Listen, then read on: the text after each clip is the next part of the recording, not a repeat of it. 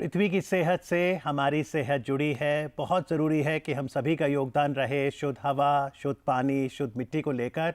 तो आखिरकार COP28 यानी कॉन्फ्रेंस ऑफ पार्टीज 28 दुबई के अब तक की क्या प्रगति रही है, क्या आउटकम्स रहे हैं, इस पर बातचीत के लिए हमारे साथ मुंबई से ऑनलाइन माध्यम से जुड़ रही हैं सनुता रघु। आप एक क्लाइमेट चेंज जर्नलिस्ट हैं।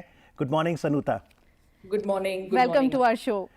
सो let me begin by asking you, अगर किसी भी डेवलपिंग कंट्री को क्लाइमेट एक्शन करना है तो उसको पैसों की ज़रूरत पड़ेगी। हमने देखा COP27 जब शर्म एल शेख में हुआ था तो लॉस एंड डैमेज फंड की बात हुई थी।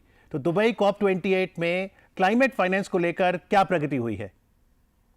जी बिल्कुल, आपने बहुत बहुत इम्पॉर्टेंट जो डेवलपमेंट हुआ है COP28 में उसी की बात से शुरू कर दिया है। तो basically loss and damage fund बहुत दशकों से डेवलपिंग कंट्रीज मांग रही है इस ग्लोबल स्तर पे। तो लॉस एंड डैमेज का कॉन्सेप्ट यहाँ से आता है कि developing countries have contributed least to the climate change historically.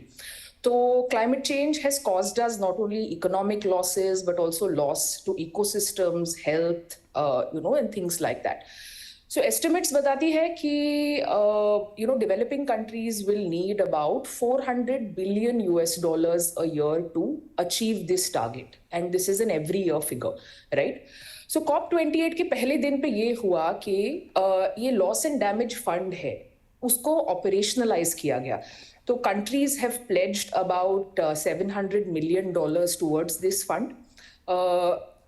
Developed wealthy countries have pledged, उसमें से UAE है जिन्होंने $100 million pledge किया है, जर्मनी है, इटली है, फ्रांस है। और बेसिकली ये क्लाइमेट रेपरेशंस फंड है, जिसका मतलब है कि ये ग्रांट है, ये लोन नहीं है। राइट एंड ये बहुत मतलब it's a hard one victory for developing countries, जो बेसिकली एक्नॉलेज करता है कि लॉस एंड डैमेज कोई डिस्टेंट मतलब रिस्क नहीं है, फ्यूचर की रिस्क नहीं है, पर अभी लिव्ड रियलिटी है for almost half of the global population. So I think it's a big win on that front. ये फंड को कैसे भरेंगे, कैसे इसको डिसबर्स करेंगे, इस पे काफी चर्चा चल रही है। ऑपरेशनल रीजंस और इम्प्लीमेंटेशन पे काफी अभी आगे we will have to talk about it, but the fact that it is established, it's a big deal. जी सनुता जी, अगर COP27 की ही बात करें तो UN सेक्रेटरी जनरल ने कहा था कि we are on a highway to climate health with our front still on the accelerator. तो आप क्या कहना चाहेंगे इस बारे में? जी बिल्कुल, जैसे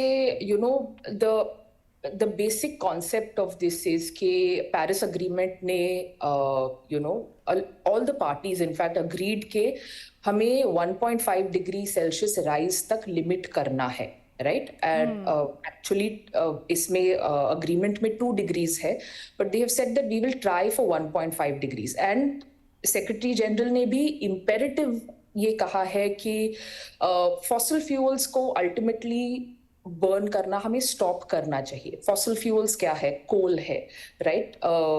मीथेन है जो एमिशंस होती है।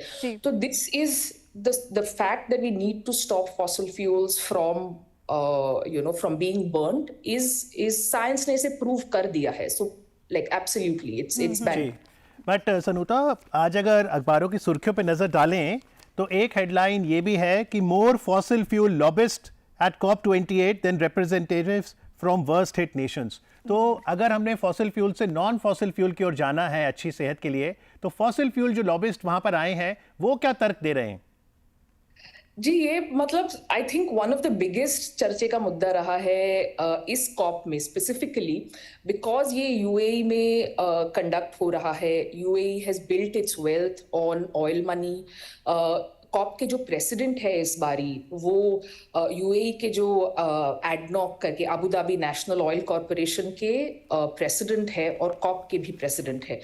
तो there were a lot of people were looking at कि ये शायद this could be a good place for oil companies to also commit to decarbonization, और ये हुआ जरूर है, but a lot of experts are also saying कि ये smoke screen है, ये it's not legally binding. So 51 oil companies, for example, have committed to reducing operational, emissions. But these are not legally binding, ये policy में नहीं है, तो काफी एक्सपर्ट्स कह रहे हैं कि ये स्मोक स्क्रीन हो सकता है। जी, भारत के सिनेरियो में अगर हम देखें तो कोल प्रोडक्शन और zero emission, net zero emission की बात करें तो क्या चैलेंजेस आपको दिखते हैं इसको लेकर?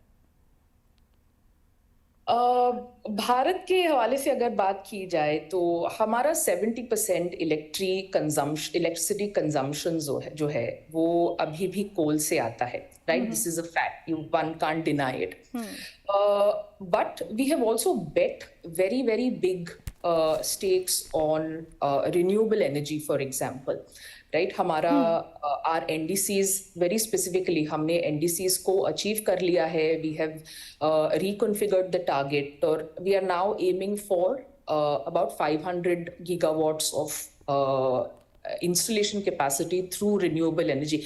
ये बहुत बड़ा टारगेट है, अगर भारत के हवाले से देखा जाए. Our current electricity generation capacity is at about 400 to 425 gigawatts, and to say that we will also match renewable to that by 2030 is a very big deal.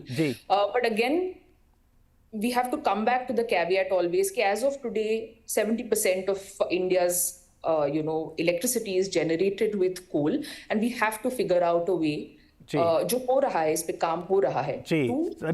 सनुता, COP26 में जब भारतीय प्रधानमंत्री गए थे ग्लासगो में, तो उन्होंने भारत का जो एजेंडा है क्लाइमेट एक्शन का, पंच अमृत, वो रखा था. और इस बार COP28 में जब प्रधानमंत्री पहुंचे तो उन्होंने एक नया इनिशिएटिव लॉन्च किया, ग्रीन क्रेडिट इनिशिएटिव. तो हमने कार्बन क्रेडिट तो सुना था, ये ग्रीन क्रेडिट इनिशिएटिव क्या है और इससे आम जनता कैसे जुड़ सकती है?